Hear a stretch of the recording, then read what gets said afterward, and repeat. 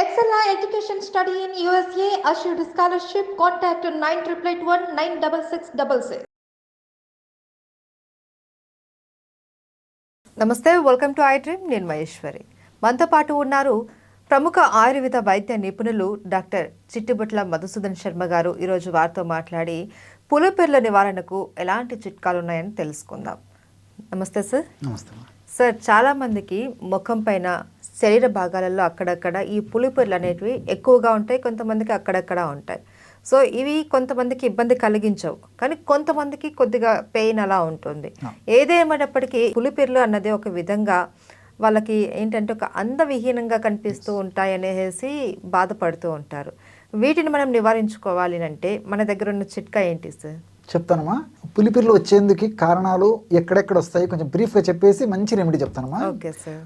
పులిపిర్లు తల నుంచి కాళ్ళ వరకు ఎక్కడైనా రావచ్చు. అవును. తర్వాత చిన్నపిల్లల నుంచి పెద్దల వరకు ఎవరికైనా రావచ్చు. తర్వాత స్త్రీ పురుష తారతమ్యం లేకుండా ఇద్దరికి వస్తాయమ్మా. అవును. వాటి యొక్క ప్రమాణం కూడా నువ్వు గింజ ప్రమాణం నుంచి ఏమా దాదాపు శనగ్గింజ మరింత పెద్ద కూడా వచ్చేటువంటి అవకాశం ఉంటుందమ్మా. ఇవి సర్వసాధారణంగా.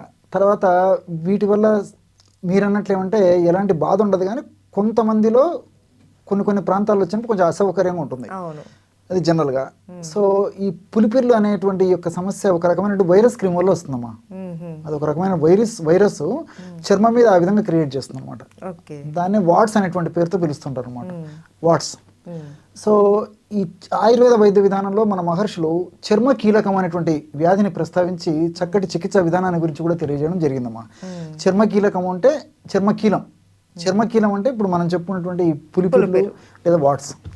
ఆ రోజు మన మహర్షులు చక్కటి ట్రీట్మెంట్స్ కూడా చెప్పడం జరిగిందమ్మా. అందమైన పేర్లు కూడా పెట్టారు. అవునమ్మా, చర్మకీలం అని చెప్పేసి పెట్టారమ్మా. మంచి ట్రీట్మెంట్స్ కూడా ఉన్నాయి దానికి సంబంధించి.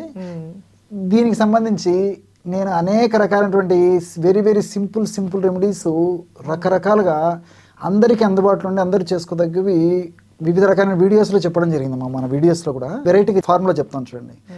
2 చెప్తాను, ఏది ఎవరికి అనుకూలంగా ఉండి వీలైతే చేసుకోవచ్చమ్మా. 2 అక్కర్లేదు, 2 ఫార్ములా చెప్తాను. తమలపాకు తెలుసు కదమ్మా, తమలపాకు రసము, వంట సోడా. ఈ 2తోనే పులిపిర్లు తగ్గించుకోవచ్చమ్మా. ఎలాగంటే వెరీ సింపుల్ అమ్మా.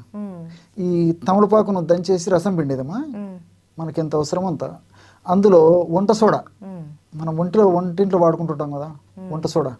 సో అది తగినంత వేసేదమ్మా. వేసేసి ఒక టూత్ పిక్ కానీ లేకపోతే అగ్గిపుల్ల కానీ ఏదైనా పర్లేదమ్మా. ఒక పిక్ తీసేసుకొని ఇయర్ బడ్ కానీ ఏదైనా పర్లేదు తీసుకొని ఆ 2 కలిపేసేసి పులిపిరి ఎక్కడుందో ఆ పులిపిరి స్టార్టింగ్ భాగం నుంచి పులిపిరి అంతా అప్లై చేసేయాలమ్మా. అట్లా జస్ట్ ఒక 2 days 3 days లేకపోతే అవసరమైతే 4-5 రోజులు కూడా అవసరపడవచ్చమ్మా, పరిస్థితిని బట్టి. ఆ పులిపిరి అంతా పరిణామాన్ని బట్టి 4-5 రోజుల వరకు. ఎక్కువ రోజులు వాడినా ఏం కాదమ్మా. కొంతమందికి చాలా అరుదుగా 10 రోజులు కూడా పట్టవచ్చమ్మా. సో రోజు అప్లై చేస్తుంటే మాత్రం ఖచ్చితంగా ఊడిపోతాయి, ఖచ్చితంగా ఊడిపోతాయమ్మా.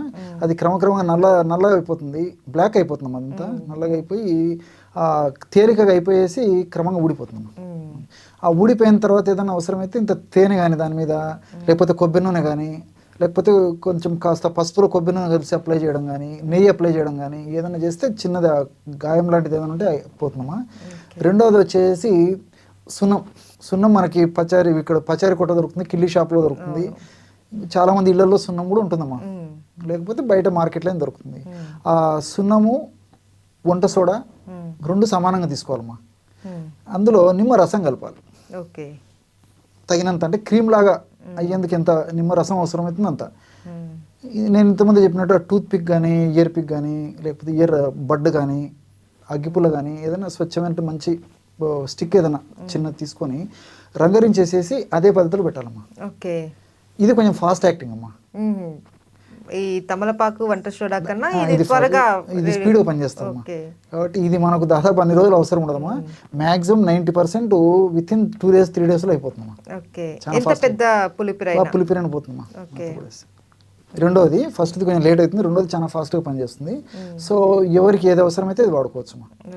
ఇక్కడ రెండోది ఏంటంటే ఈ పులిపిర్లు ముఖ్యంగా కంటి చుట్టూ ఉన్నప్పుడు మాత్రము ఈ ఔషధాలు వాడకూడదమ్మా, ఈ రెండు వాడకూడదు. వాడకూడదమ్మా. ఎందుకంటే వంట సోడా కానీ, తర్వాత ఈ సున్నం కానీ, సున్నం కానీ, తమలపాకు రసం ఉంటే ఈ కెమికల్స్ కానీ ఇట్లాంటి ఏదైనా ఒక్కోసారి తెలిస్తే కళ్ళకు పోతేనే కంటికి ప్రమాదం అయ్యేటువంటి అవకాశం ఉంటుంది. కాబట్టి అలాంటి రిస్క్ తీసుకోవద్దమ్మా. ఇటు కంటి చుట్టూ కాకుండా మిగతా భాగాల్లో ఎక్కడున్నా ఈ రెండు ఔషధాలు చాలా అద్భుతంగా పనిచేస్తాయమ్మా. కొన్నాళ్ళు వాడేసి సరిపోతుంది. కొంతమందికి ఏం జరుగుతుందంటే ఈ యొక్క మందులు వాడినప్పుడు ఊడిపోతాయమ్మా, ఊడిపోవడం. మళ్ళీ నేను లోపల ఉన్నాను, నన్ను మర్చిపోయారని చెప్పేసి మళ్ళీ వస్తుంటాయమ్మా. వాళ్ళు పడే బాధ వర్ణాతీతం. ఇది కూడా ఎందుకంటే వ్యాధి నిరోధక శక్తి తక్కువ ఉన్నటువంటి వాళ్ళని వస్తుంటుందమ్మా. ఈ ప్రాబ్లం కూడా రెసిస్టెన్స్ బాగుంటే ఏం కాదు, ఊడిపోతాయి, మళ్ళీ రావు, అసలు రానే రావు. వచ్చినా ఇట్లాంటి మందులు వాడితే తగ్గిపోతాయి, మళ్ళీ రావమ్మా. కాబట్టి రెసిస్టెన్స్ లేని వాళ్ళకు ఇట్లాంటివి వస్తుంటాయి. కాబట్టి వాళ్ళు ఏం చేయాలంటే ఇప్పుడు మనకి అశ్వగంధ దొరుకుతుందమ్మా. అశ్వగంధ అనేటువంటి ఔషధం మనకు మార్కెట్లో దొరుకుతుంది. ఆ అశ్వగంధతో తయారు చేసినటువంటి అశ్వగంధ అరిష్ట దొరుకుతుందమ్మా. కాబట్టి అశ్వగంధని ఏదో ఒక రూపంలో వాడుకోవాలి. సర్వసాధారణంగా మేము ఎక్కువ మందికి సిఫారసు చేసేది ఈ ప్రాబ్లం ఉంటే మాత్రం అశ్వగంధ అరిష్ట ఇస్తుంటామమ్మా. అనుభవంలో మాకు తెలిసినటువంటి అంశం కాబట్టి మా పెద్దలు చెప్పడం జరిగింది, తర్వాత సోదర వైద్యులు అట్లే చెప్పారు, అనుభవజ్ఞులందరూ ఇట్లే వాడతారు. కాబట్టి మేము కూడా అదే సంప్రదాయాన్ని కొనసాగిస్తున్నాము. మేము కూడా ఈ పులిపీర్లు మళ్ళీ రాకుండా ఉండేదానికి ఎక్కువ మందికి ఎక్కువ శాతం ఇదే వాడుతుంటాం, అశ్వగంధ అరిష్ట. అది మనకు మార్కెట్లో దొరుకుతుందమ్మా. ఆ అశ్వగంధ అరిష్ట ఆహారం తర్వాత పొద్దున రాత్రి ఒక 10 ml లిక్విడ్ రూపంలో దొరుకుతుందమ్మా. 10 ml వాటర్ కలిపేసి తాగాలి, అదొకటి. రెండవది ద్రాక్షారిష్ట కూడా బాగా పనిచేస్తుందమ్మా. ద్రాక్షతో తయారు చేస్తారు, అది కూడా మనకు మార్కెట్లో ఆయుర్వేదం ఔషధ విక్రయశాలలో దొరుకుతుంది. ద్రాక్షారిష్ట కూడా అట్లే వాడుకోవచ్చు.